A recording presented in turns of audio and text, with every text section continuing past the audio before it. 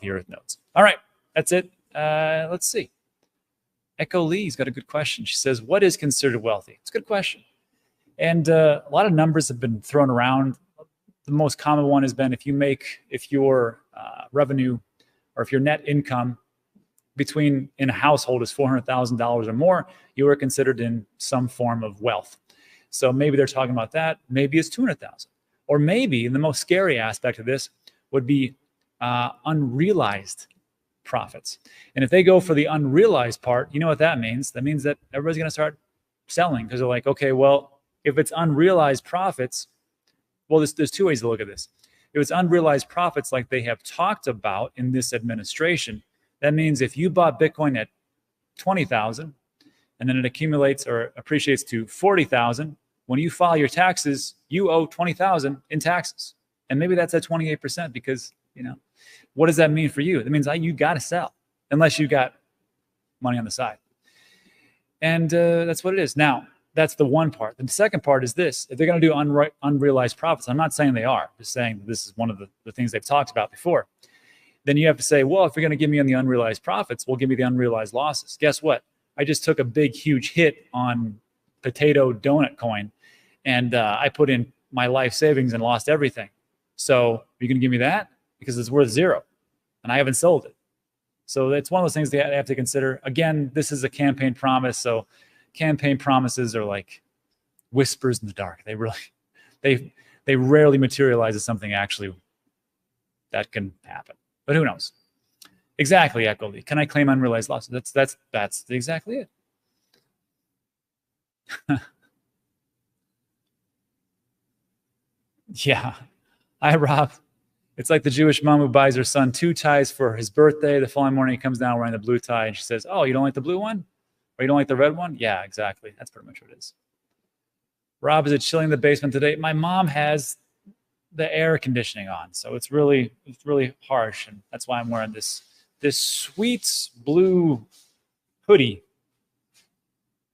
That's yeah, here in El Paso in the morning, it's the desert, so in the mornings it's sometimes a little bit chill. Good job in the pool, looks great. Thank you. This is all Fiverr does a great job. They make these fantastic green screens and make things move. Sometimes they make my dog walk through or people in the background. It's very fun times. Zoran says she is not my president. Yeah, alrighty. You can go that route. I'm not here to debate that. Taxation is theft. That's very true. This woman will say anything. They will destroy crypto. Politicians usually do that. Go crazy, right? Yeah, Ed says that 28% is cheaper than the 30% capital gains tax on short term. Exactly. The thing is they're not going to be like, okay, 28% across the board, not long term or short term. Oh, no. They probably will say, hey, if you want the short term, you can sell, but you're going to pay, like Ed talks about, 38%. Now, the long term, if you make over this and you're wealthy, you're going to pay 28%. I think that's what it's going to be. But again, you have to. That has to be passed by Congress. Has to go through the House. Has to go through the Senate, and we'll see. And the thing is, even if depending on who wins the presidency, you have to understand that you still might have an unequal balance in the House and in Senate. So there's only so much they can do. I mean, they can do an executive order, I suppose, but that's not for my channel. That's for something else. Frank, the tank needs a new handle. Not worth it. Sell your alts will go to zero, perhaps. Frank, thank you, DJ. You do need to change your handle if you're gonna say that alts will go to zero. Educate yourself. The quote of the year. It could be. Hello, Shaolin. Daniel says, I hope Adam rebounds and the bull chart looks bad. Yeah, I was talking to CryptoCito a couple days ago. He's still dedicated to it. If you don't know CryptoCito, follow him. Everything that has to do with Adam and that ecosystem, doing very well. Inflation at 2.9. Uzi says, bought my tangent. We'll buy ton today. Give it a shot. We just did that video on swapping within the Tangent wallet. Very slick. Oh, good news. I talked to the folks at Tangem yesterday. I said, listen, I put out this video which shows people how to use the swap function. So if you could share that amongst your community members, that would be fantastic. And they said, great, we'll do that. And they said, just so you know, we're going heavy with the native staking. I go, that is fantastic. When you guys do that, I will do a dedicated video just for that. So if you don't know, for staking, like Ledger offers this right now. You know, Ledger, you can go in there and you can stake your Solana, get whatever the heck the APY is. But with Tangem, you have to do Wallet Connect, and it's kind of clunky, and it doesn't make me feel very safe to lose my Solana. Remember, I've got a good amount of Solana. I mean, not like the people at the All In podcast have, but I got a little bit. And if I'm going to stake it, I want to make sure that it is cold storage only, and it goes to that. And that's what they're going to be able to do. So it's native staking, not a connection staking. So apparently it's going to come out September. I'm very happy about that, because I can do nothing and just let things accumulate. It's going to be great. Peter says, any thoughts on Mantra OM? I don't know what that is, but I'm sure it'll do just fine in the bull market. Everything seems to do that. Bitcoin runes, watch out. Yeah, I have Dog Go to the Moon and something else, because I bought a couple of runes, and then you get airdrops, and that's pretty much, I think that'll probably do pretty damn well, I think, as time goes on. But we'll see. You know who's big on runes? Michael Saylor. I know, because they want to do digital IDs. And runes are essentially NFTs on the Bitcoin ecosystem. Bring Jeff Booth as a guest, please. So he can talk to me. Jeff Booth doesn't need to get slowed down by my mentality. No, he's doing just fine. Uzi says, about my Tangem, can you put all your coins in one wallet? Why do they send you two wallets? You can give one to someone else. You can. And Uzi, the reason why they give you two wallets, well, two here. You probably got something like this. These are mine, right? They have my little logo on it, very slick. And sometimes they'll give you three, like that. You got three. And if you watch the video, there's a link in the description which talks about Tangem. I explain why exactly they give you two or three, because these are essentially where your seed phrases are. They're located, but you don't see them. And that's one of the options you can have. The other option is you just get one card and you write down your seed phrase on a piece of paper, like what everybody is used to. So there's two different options. Either you write it down or you put it on three of these cards. And on three of these cards, this could be yours that you keep on yourself, right? And that's it. Now the other two, where do they go? They go to, because that's what you need to actually transfer funds. These could go to somebody you trust, and you could split them up in case you lose one. So you have two, maybe you put that, I don't know, in a safe in your house so nobody can get it. Maybe you put it in a safety deposit box. Maybe you give it to your mom or somebody that you trust. And that way things are separate. And if something happens, you have a backup. So that's the down and dirty reason why, but watch that video just to make sure. And that's why I made that video, so I don't have to keep explaining. EliPal, yes, Echo. EliPal allows staking, but there are minimizing requirements. Yeah, EliPal is one that we actually did a review. Seems fine. Just, I don't like those big clunky devices. Some people like them because they're like, hey, I got this device. I can find it very easily as opposed to a card, which I might lose. And yeah, but some people say, well, it's made in China, and I don't really like that. But, whatever. Let's see. Ralph says, Rob, I have 2,000 pounds. Here's whatever. Investing in alts, nothing in ton. Would you bother putting 100 in? To me personally, I buy Bitcoin every day, but then there's some other ones that I buy every other day. Then some I buy per week. So for me, Toncoin, I've been doing, and there's a video I put out like, I don't remember. If you search for digital asset news, Toncoin, 3 videos will pop up. Actually 2. One where I talked about why I'm DCAing Toncoin. I want to say it's 3 or 4 months ago. And then the next one is the mini app one.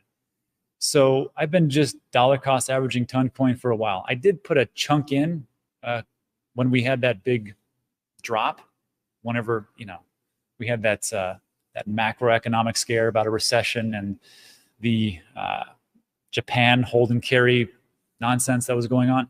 I put a bunch into different things. But yeah, I mean, for ton, again, just watch the video on Toncoin, because I don't want to keep talking about it, because people will inevitably say, Rob, how much are they paying you for Toncoin?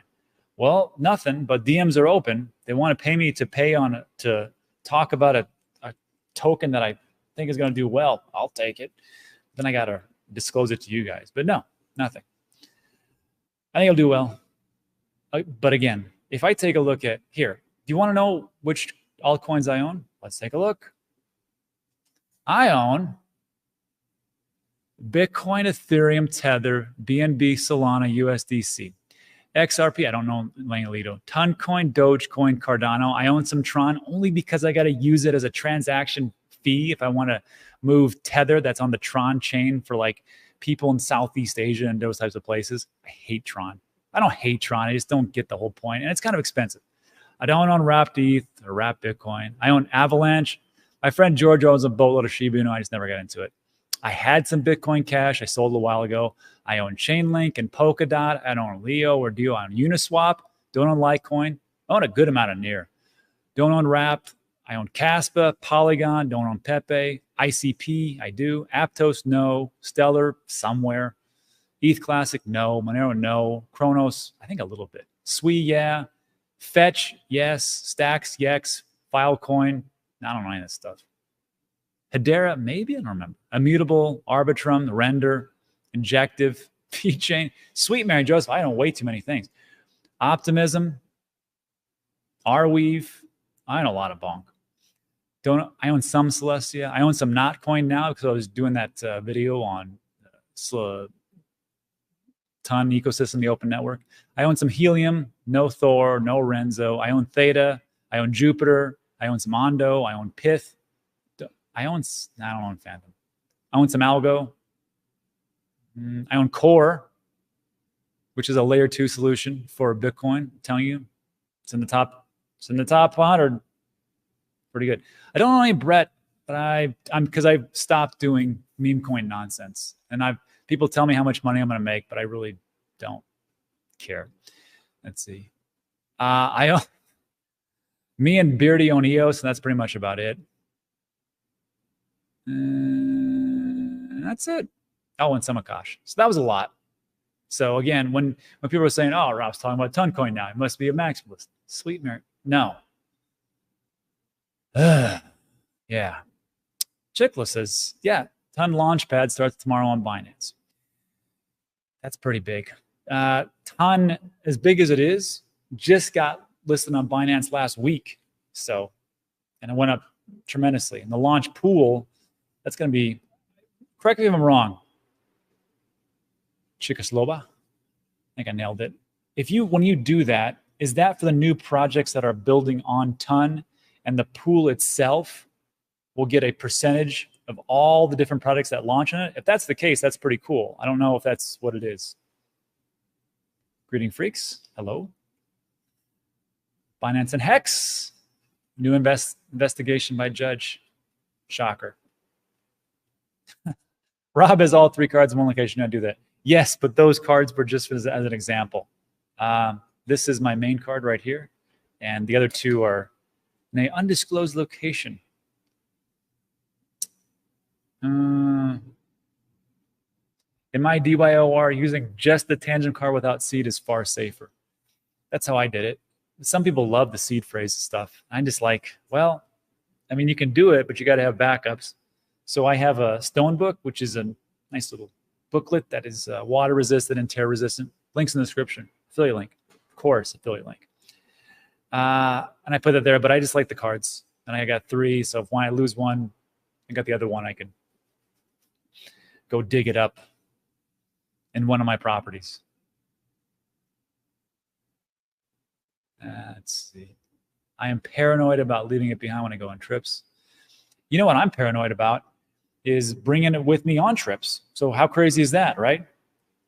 Like this, if you think about it, this card right here, and I've got 3 or 4 different cold storage devices. That could potentially be a lot of funds. Like on this one, it's not that much, but on some other ones, it's a lot. And I just think to myself, if somebody who knows me, like this is why I'm stepping down. This is why I can't wait to sell, because I put myself out there, and who knows if I ever get like a wrench attack, because they might say, this guy, he's got a lot of funds, or crypto, not a good idea.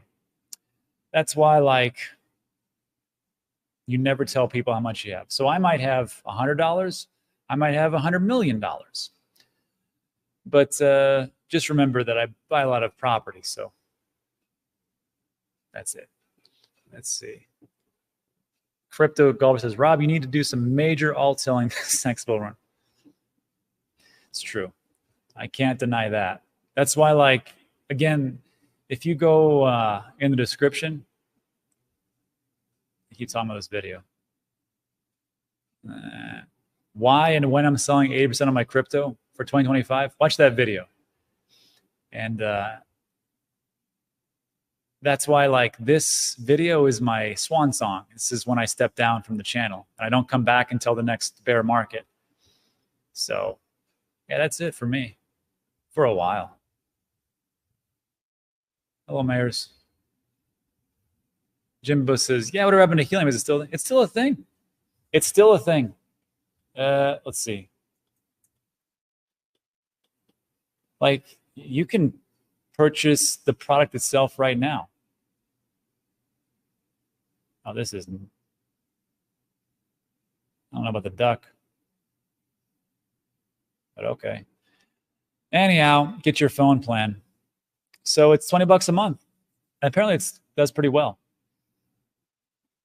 I don't know about the coverage, but yeah, $20 a month. I think it's unlimited talk, text, and data. Discovery mapping. So there you go. Yeah, there it is. Unlimited talk, data, talk, and text. Verizon is 60. AT&T, I think it's kind of low. I think it's actually higher. Mobile is $20 a month. Nationwide 5G, yes. People built enhanced coverage. All right. Earn mobile tokens, yeah. Cancel anytime, very nice. eSIM, yes, all 3. We'll call them a check mark. It's funny. So yeah, it's still a thing. I'd like to see what their revenue actually is. That'd be good to know. Like how many people are actually using this, or is it just like hype train? That's the big question you have to ask yourself on every project, right? Like how much of this is just speculation and how much of this is actually being used for utility and real world use cases? Because you can't live on speculation forever. Peter says, honest thoughts on core. It's a layer 2 solution. I think it's going to do pretty well. And again, I think that, and I said this yesterday, if we never figured out about altcoins and altcoins never got built, Ethereum wasn't a thing, Near wasn't a thing, and everything else, everything would have been built on Bitcoin. This is why the maximalists are so ticked off, but it is what it is. That we would have had layer 2s and layer 3s already, and everything would just going to gone that route. So I see Core as one of those projects. It's not perfect. And I actually did a video. If you search for, I think it's Dan, I think I did on Dan Degen. Let me see. Let's see.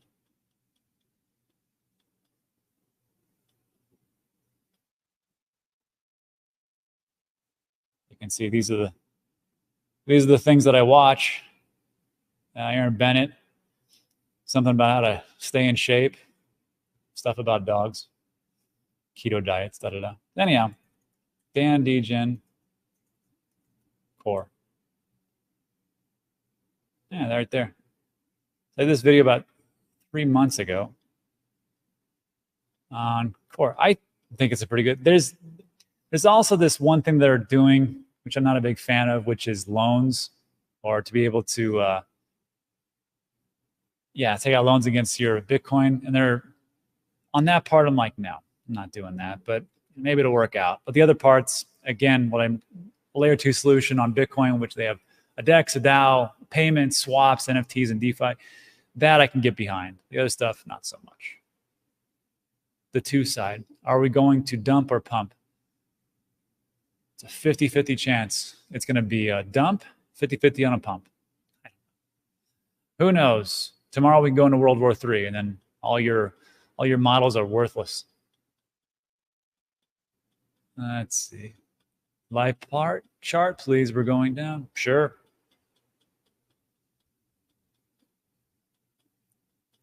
What's rule number 5, everybody? Take profits. Let this be a reminder. Let's see. I'm going to refresh this, but in the last hour, we went down 1%. Wow, now we're down 2.7%. People are really taking profits. Look at them.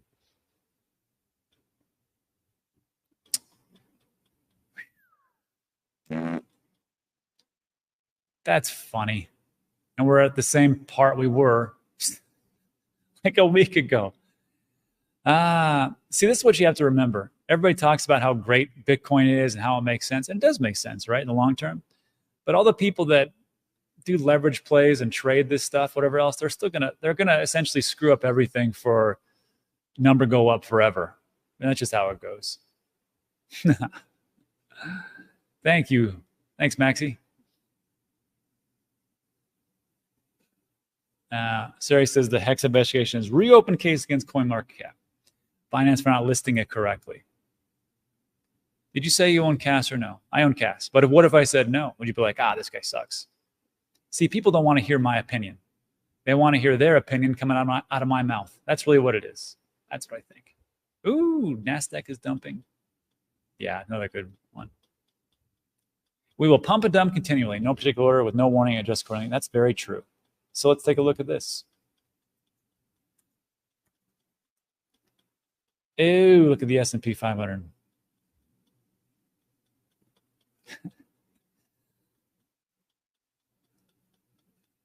Five-day. Actually, so again, for the 1 day, not looking too hot. 5 days, 1 month, 6 month, 1 year, 5 year. But still, maybe there's some other negative news that's coming out. Again, that's the whole thing about macro. Never know. Never know until the data comes out. Ouch. Deepal says, Rob, when you take your 80% profits, are you keeping any alts? Yeah, I'll keep some, and I'll keep most of the Bitcoin, because that's really, I think, the most safest play. But you can't just take profits and just leave it in dollars. You have to continuously invest into assets that will appreciate. And then when they're too hot, you take profits, and then you go into other ones that are unappreciated, and then keep doing the cycle.